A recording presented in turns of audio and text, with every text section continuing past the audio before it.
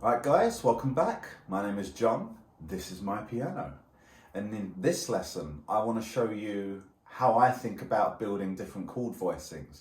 I'm talking like major 7, dominant 7, half-diminished, augmented, all those fancy jazz chords, as people would call them.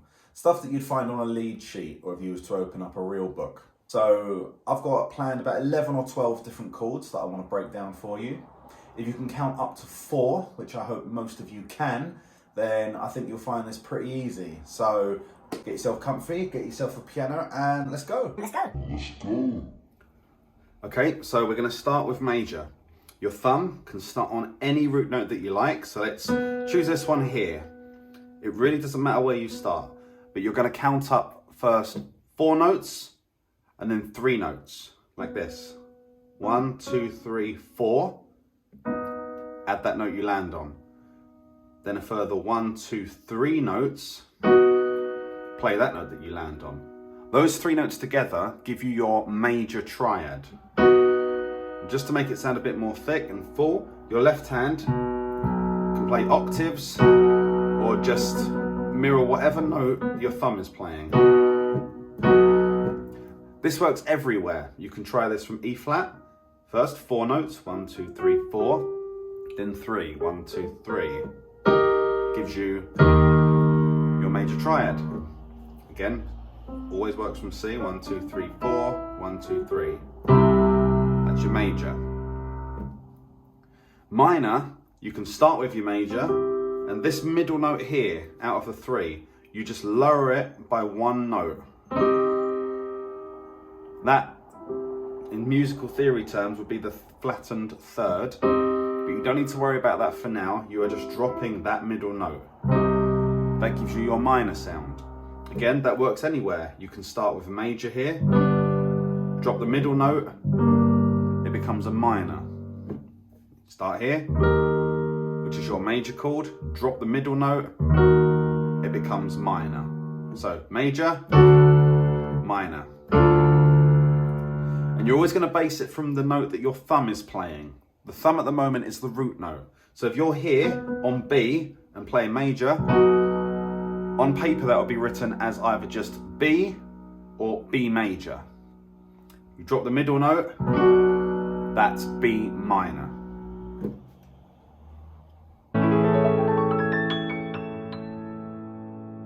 Okay, so our next fancy one is major 7. You'll see this as either written major 7 or a capital M and a 7. There's loads of ways, but here's a good way to do it. You're going to start with any major chord. Let's start with C. And you are going to drop the thumb 1 note.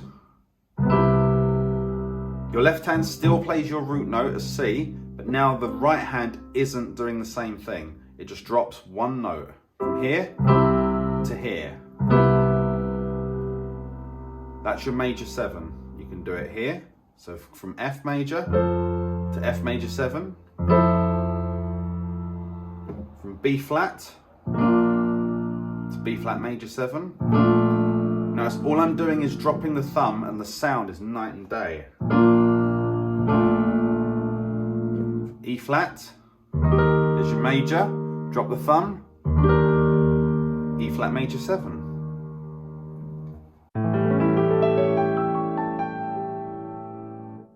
Next we have dominant 7. You won't really see dominant 7 written on a page. You usually just see a chord followed by the number 7. For example, G7. And the way you play this, start with major. Like we did in major 7, when we drop the thumb 1 note, you're going to drop the thumb 2 notes. 1, 2. And that's how you get a 7 chord. So this would be G7. You could do C7. Which again, if you start from the normal major chord, you just drop the thumb 1, 2 notes, and you get C7. Let's try a weird one. We could do this note, F sharp or G flat, whichever way you look at life. Start with your major chord. Major 7 would be dropped 1 note. Dominant 7, you could drop it 1 more note.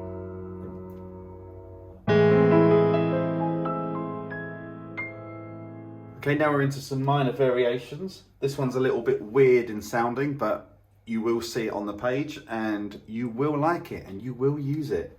It is the minor major 7. That really eerie sound, okay? So this time we're going to start from our minor chord. Okay, which is either you drop the middle note of a major, or you can just reverse the numbers. You can go 1, 2, 3, and then 1, 2, 3, 4 from any note. So we'll start in C, start with a C minor, and just like you did before, C minor, major 7, just drop the thumb by 1 note. Sounds very strange, I know. Very weird on its own, but if you hear it in context, something like that, it starts to make sense, but it's good to know it. We can try it here in G. So we have G minor, drop the thumb 1, you get G minor major 7. Let's do a weird one. Let's do C sharp minor, and then drop the thumb 1, you get C sharp minor major 7. And all I'm doing here is the same pattern, the same shape my right hand is doing, just in octaves. The left hand stays the same.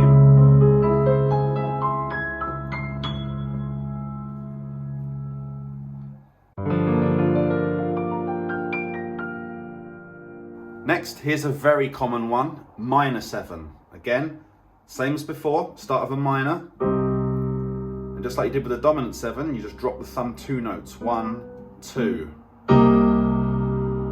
That gives you a minor 7 sound. You can try this in F minor 7, so start with your minor, drop the thumb 2 notes, play all them all together. Minor 7. You can do it in A minor, drop the thumb 2 notes, minor 7.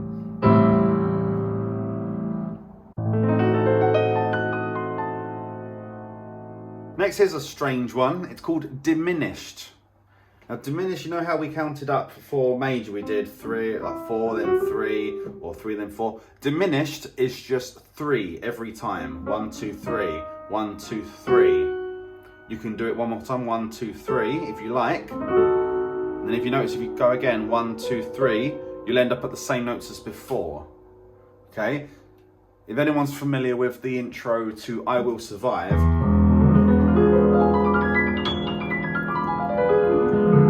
that is a diminished chord that you're hearing. But there's the ways you can think about it. Any note and just go in 3s. 1, 2, 3, 1, 2, 3, 1, 2, 3. Or if you don't want to think that, start with a major and drop the top 2 notes down 1. So if you're in G major, you can just drop the top 2 notes, the middle one and the top one. That gives you a diminished.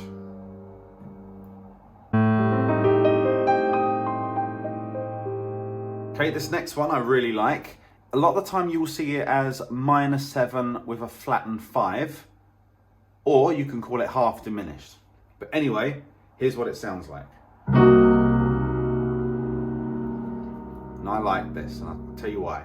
You're going to start with a major, if you like, then drop the top 2 to a diminished, and then to make it half diminished, or with the flattened 5, you're going to drop the thumb 2 notes.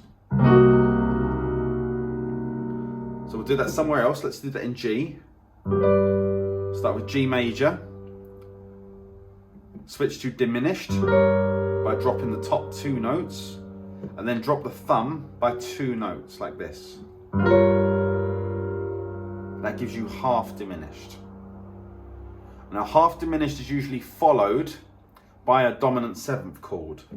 So it would sound like this. So now you can hear where the sounds are leading to, right? If I do it in G, makes a bit more sense.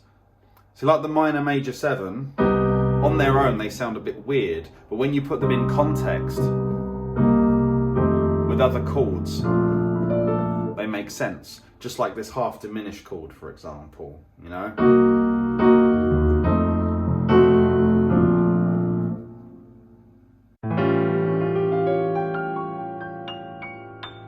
Augmented is another jazzy favorite of mine. Very, very, very simple, very, very effective to use. Let's start in A. So we'll start on a major chord. Again, you can either count up 4 then 3, 1, 2, 3, 4, 1, 2, 3.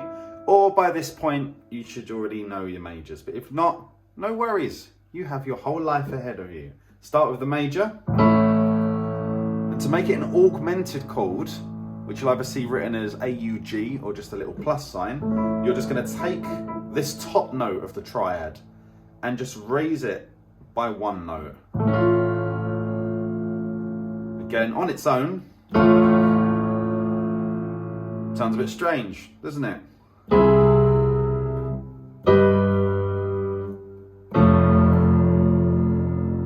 But again, like before, if played in context, it sounds, you know, more meaningful.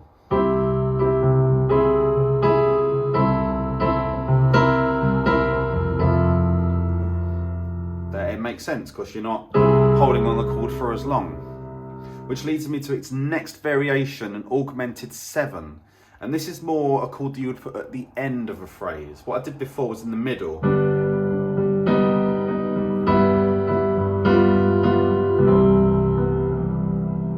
Now to do an augmented 7, you can scroll back to the video, you can start with, let's do it in C. To make it augmented, raise the top note just by 1.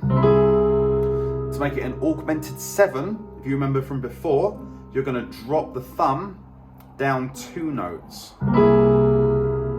That gives you a bit more of a nice full jazz sound. And that's more something you'd end a phrase with.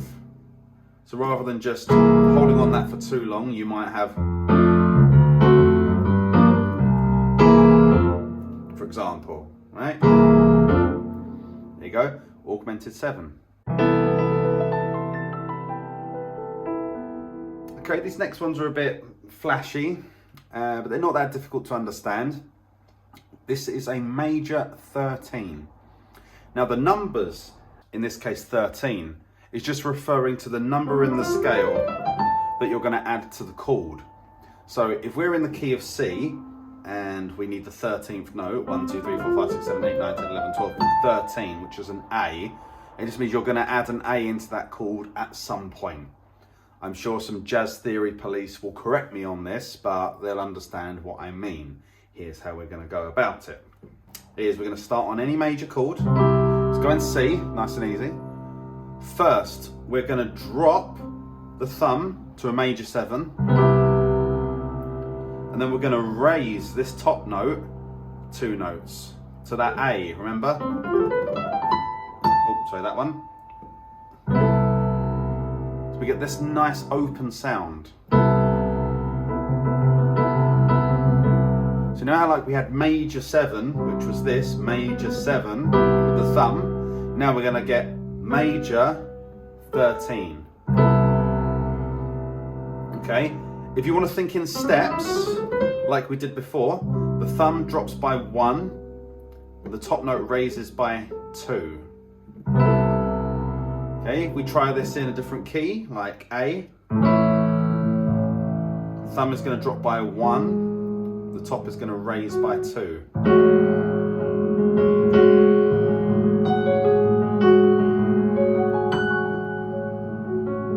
Let's do it in one more key. Let's do it in F sharp. So let's get major 13.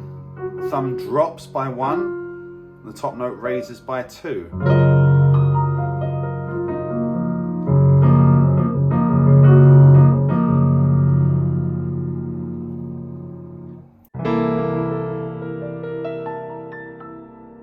Okay, now we have dominant 13, which is pretty much the same as the last one, our major 13. But as like the dominant 7, that's going to drop 2 notes. So we get this sound. Okay, so if we start that from a major triad, this time the top and the bottom notes are both going going to expand by 2 notes. So the thumb goes down 1, 2. The top note goes up by 1, 2. Yeah? Let's try that in, let's say, G. Thumb drops down by 2. Top note goes up by 2.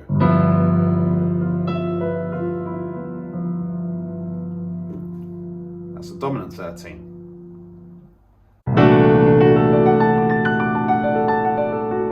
I'll end on this one. This is the 13 sharp 11. I won't explain the theory too much, but the same way that you understood the 13th note, 1, 2, 3, 4, 5, 6, 7, 8, 9, 10, 11, 12, 13, okay? Imagine 11, which would be the 11th note, sharp 11. Yeah, okay, get it? Go read a theory book. But here's how I would work it out. Start with your major chord. You will play your major 13. And then you're going to change this middle note. You're going to put it up 2 notes. If you like, instead of changing it, you can add. Another variation you can do is whatever your root note is, which in this case is C, as a shortcut, you can play the major chord, which is exactly 2 notes higher than your root. So if we're in C, 2 notes higher is D. So play a major chord on D underneath the C root. That gives you your 13, your sharp 11, and this colourful 9th. That's the best way to think about it. Whatever your root note is, play a major chord from the next note in the scale. So if we're in G, the next note in the G scale is A, or if you're counting in numbers, it's just 1, 2 steps up. Just play a major chord on that.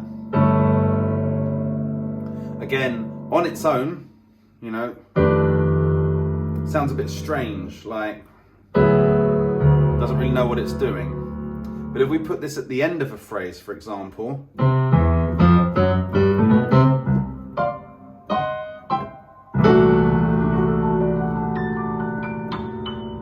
makes a bit more sense. So those are 11 chords for you guys to go over. Rewind the video, go over them as many times as you like, and feel free to give me a message and any questions you have. Bye.